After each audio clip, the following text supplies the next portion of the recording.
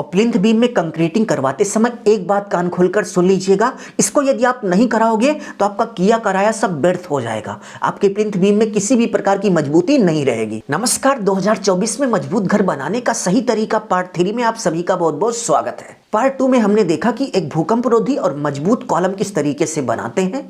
Link आपको description में मिल जाएगा। अब चलिए आज के वीडियो में देखते हैं कि एक मजबूत और भूकंपरोधी प्लिंथ बीम किस तरीके से बनाते हैं। प्लिंथ बीम बनाते समय आपको प्लिंथ बीम का साइज क्या रखना चाहिए, प्लिंथ बीम में कितने रेशियो का कंक्रीट लगाना चाहिए, और इसके साथ साथ प्लिंथ बीम में कुछ इस तरीके से जो स्टील यानी कि सरिया लगती है इसका साइज क्या होना चाहिए, सरिया कितनी मोटी होनी चाहिए, और इसके साथ साथ नंबर ऑफ स्टील यानी कि कितनी सरिया लगानी चाहिए ये भी हम आपको बताएंगे। और प्लिंथ बीम के स्टील जाल में कुछ इस तरीके से जो रिंग लगती है, इस रिंग को लगाते समय एक रिंग से दूसरे रिंग के बीच की डिस्टेंस क्या रखनी चाहिए। और प्लिंथ बीम बनाते समय आपको किन बातों का ध्यान देना चाहिए जिससे आपका जो प्लिंथ बीम है वो मजबूत से मजबूत बने। और प्लिंथ बीम के किनारे को कुछ इस तरीके से सीधा सीधा रखना चाहिए या फिर मोड़ देना चाहिए। इस वीडियो में हम आपसे एक एक करके फुल इन्फॉर्मेशन शेयर करेंगे। तो चलिए वीडियो की शुरुआत करते हैं। वीडियो की शुरुआत करने से पहले आप सभी से बस छोटी सी रिक्वेस्ट है कि प्लीज वीडियो को लाइक कर लीजिए, और यदि आप इस चैनल पर नए हो तो चैनल को सब्सक्राइब कर बेल आइकन प्रेस कर लीजिए, जिससे आगे आने वाली अच्छी अच्छी वीडियो की नोटिफिकेशन आप सभी को मिलती रहे। तो पॉइंट नंबर 1 की बात करें तो आप देख सकते हैं कि प्लिंथ बीम बनाने के लिए कुछ इस तरीके से प्लिंथ बीम लेवल तक कॉलम बनाने के बाद प्लिंथ बीम की शटरिंग की जाती है। और प्लिंथ बीम शटरिंग करने के आपके पास दो रास्ते होते हैं। पहला, प्लाईवुड या फिर आयरन की शटरिंग आप करवा सकते हैं, बट ये प्रक्रिया बहुत ही महंगी होती है। और इसके साथ साथ यदि आप गांव लेवल पर घर बना रहे हैं तो गांव लेवल में आपको प्लिंथ बीम की जो शटरिंग है वो बहुत ही ढूंढने से मिलेगी। तो ऐसे में गांव के घर के लिए प्लिंथ बीम बनाने के लिए सबसे बेस्ट व्यवस्था आप देख सकते हैं कि कुछ इस तरीके से ईंट को लगाकर प्लिंथ बीम की शटरिंग की जाती है।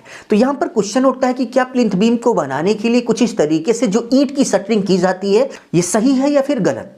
तो भाई साहब बिल्कुल सही है, क्योंकि आप घर बना रहे हो, कोई बिल्डिंग नहीं बना रहे हो कि आपको बहुत ही उच्च क्वालिटी की प्लिंथ बीम की शटरिंग चाहिए।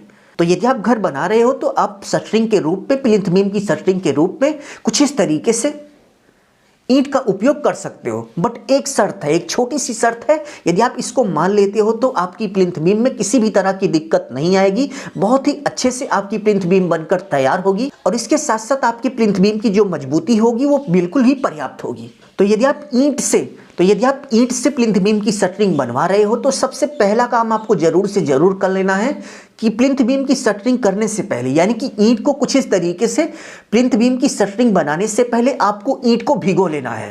क्योंकि आपने देखा होगा कि जो सूखी ईंट होती है वो पानी को यानी कि किसी भी मॉइस्चर को अपने अंदर खींच लेती है। तो ऐसे में यदि आप सूखी ईंट लगाकर प्लिंथ बीम की शटरिंग कर देंगे तो उस सिचुएशन में जब आप प्लिंथ बीम के अंदर कुछ इस तरीके से मसाला डालेंगे यानी कि कंक्रीट डालेंगे तो कंक्रीट के अंदर का जो पानी होगा उसको ईंट अपने अंदर खींच लेगी। तो इससे क्या होगा कि आपकी कंक्रीट की जो जमने की प्रक्रिया है वो धीमी पड़ जाएगी, क्योंकि कंक्रीट को जमने के लिए पर्याप्त वाटर की जरूरत होती है। तो प्लिंथ बीम बनाते समय प्लिंथ बीम की शटरिंग यदि आप ईंट से करा रहे हैं तो आपको इसी बात का ध्यान देना है कि शटरिंग कराने से पहले आप ईंट को अच्छे से भिगो लीजिए। तो ईंट को भिगोकर कुछ इस तरीके से पूरे प्लिंथ बीम की शटरिंग करा लेनी है। शटरिंग कराने के बाद नेक्स्ट स्टेप में आप देख सकते हैं कि आपको प्लिंथ बीम का कुछ इस तरीके से एक जाल बनाना होता है। तो प्लिंथ बीम का जाल बनाते समय यदि आप नॉर्मल घर बना रहे हैं, जैसे ground floor, first floor, second floor, यदि आप इस ऊंचाई का घर बना रहे हैं तो आपको प्लिंथ बीम में 12 mm की यानी कि 12 mm की 4 सरिये का उपयोग करना है। 12 mm को यदि आप सूत में समझते हैं तो 4 सूता की सरिये का उपयोग आपको करना है। 4 सूता की 4 सरिया कुछ इस तरीके से आपको लगा देनी है। जैसा कि आप यहाँ पर देख सकते हैं कि ग्राउंड फ्लोर, फर्स्ट फ्लोर और सेकंड फ्लोर, इस ऊंचाई का घर यहाँ पर बनाया जा रहा है। और इस ऊंचाई का घर बनाने के लिए प्लिंथ बीम में 12 mm यानी कि 12 mm की 4 सरिया का उपयोग किया गया है। और यदि आप थोड़ी और मजबूती देना चाहते हैं तो आप 6 का भी उपयोग कर सकते हैं, किसी भी तरह की दिक्कत परेशानी नहीं है। बट यदि आप कुछ इस तरीके से 4 सरिये का भी उपयोग करते हैं तो इसमें भी किसी बात की दिक्कत आपको नहीं आएगी। और प्लिंथ बीम का सरिया लगाते समय आप देख सकते हैं कि प्लिंथ बीम के सरिये को बहुत सारे लोग किनारे पर बिल्कुल सीधा सीधा रखते हैं। तो ये चीज गलत है, ये आपको नहीं करना है, बल्कि प्लिंथ बीम के बिल्कुल किनारे वाले सरिये को आपको कुछ इस तरीके से एल शेप में मोड़ देना है। जैसा कि आप देख सकते हैं कि ये जो सरिया है एल शेप में ऊपर की तरफ और ऊपर वाली सरिया नीचे की तरफ मुड़ी हुई है, इसी तरीके से आपको भी सरिये को मोड़ देना है। ये बहुत ही इंपॉर्टेंट वर्क है, आपको जरूर से जरूर करना है। बहुत सारे ठेकेदार क्या करते हैं कि इसको अच्छे से मुड़वा देते हैं, लेकिन कुछ ठेकेदार ऐसे भी हैं वो बोलेंगे कि भाई ये फर्जी काम है, आपका सरिया इससे बर्बाद ही हो रहा है, बताइए मोड़ने का क्या मतलब है। तो उनकी आपको एक भी नहीं सुननी है, आपको यही बोलना है कि भाई हमें मुड़वाना है तो मुड़वाना है, चाहे मेरा लाखों का नुकसान क्यों ना हो जाए। दूसरा, आप देख सकते हैं कि प्लिंथ बीम का स्टील बनाने के बाद प्लिंथ बीम में कुछ इस तरीके से रिंग लगाई जाती है। तो यहाँ पर क्वेश्चन उठता है कि एक रिंग से दूसरे रिंग के बीच की डिस्टेंस आपको कितनी रखनी चाहिए। तो एक रिंग से दूसरे रिंग के बीच की डिस्टेंस आपको 20 सेंटीमीटर रखनी चाहिए नॉर्मल रेजिडेंशियल घर बनवाने के लिए। तो प्लिंथ बीम का सरिया बांधने के बाद नेक्स्ट स्टेप में आप देख सकते हैं कि कुछ इस तरीके से कंक्रीटिंग की जाती है। तो यहाँ पर क्वेश्चन उठता है कि प्लिंथ बीम की ढलाई के लिए हमें कंक्रीट रेशियो क्या रखना चाहिए। तो प्लिंथ बीम की ढलाई के लिए आपको कंक्रीट रेशियो 1:1/2 रखना चाहिए।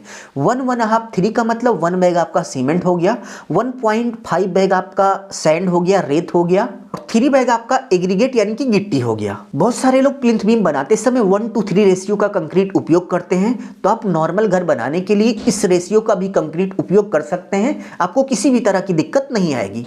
बट अच्छा यही होगा कि आप प्लिंथ बीम बनाते समय 1:3 रेशियो का कंक्रीट उपयोग करिए। और प्लिंथ बीम में कंक्रीटिंग करवाते समय एक बात कान खोलकर सुन लीजिएगा, इसको यदि आप नहीं कराओगे तो आपका किया कराया सब व्यर्थ हो जाएगा, आपके प्लिंथ बीम में किसी भी प्रकार की मजबूती नहीं रहेगी। तो यदि हम उस इंपॉर्टेंट वर्क की बात करें तो आप देख सकते हैं कि प्लिंथ बीम में कंक्रीटिंग होते समय आपको कंक्रीट को कुछ इस तरीके से अच्छे से कुटाई करा देनी है।